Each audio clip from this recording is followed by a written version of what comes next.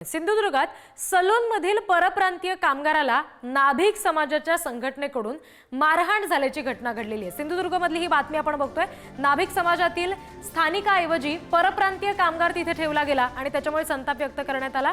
नाभिक समाजातल्या या सगळ्या लोकांनी इथे येऊन मारहाण केली। ही दृश्य सिंधुदुर्गातली आपण बघतोय।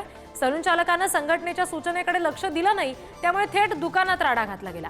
वैभववाडीतील ही घटना आहे। पोलिसांनी त्याची तक्रार घ्यायला मात्र दिरंगाई केली आहे। आणखी तपशील घेऊया। प्रतिनिधी उमेश बुचडे आपल्याशी जोडले गेलेले आहेत त्यांच्याकडून। उमेश, आता तरी पोलिसांनी या सगळ्याची दखल घेतलेली आहे का? कारवाई झाली आहे का?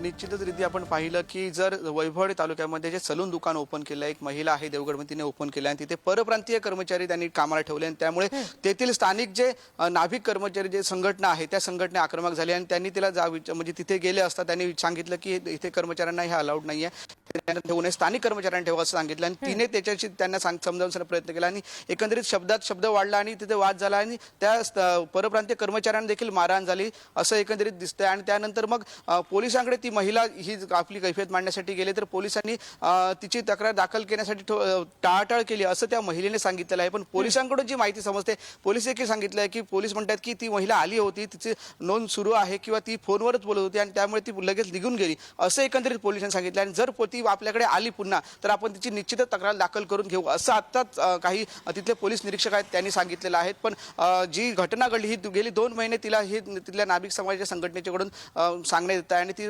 परप्रांतीय कर्मचाऱ्यांना इथे नको असं सांगितलं आणि त्यानंतर कर्मचाऱ्यांना तिथे जाऊन मारहाण देखील ह्या संघटनेकडून झाली आहे। आणि जी महिला आहे तिने देखील सांगितलेलं आहे की आम्ही इथे कामगार आहोत आणि ते ठेवणार राहणार असं देखील सांगितलं। एकंदरीत ही माहिती बघितली तर ही अशी मारहाण अमानुष मारहाण झालेली असल्यामुळे ती कुठेतरी वैभववाडीतलं वातावरण तणावाचं बनतंय एकंदरीत असं दिसत आहे। निश्चित धन्यवाद या सगळ्या तपशिलांसाठी उमेश।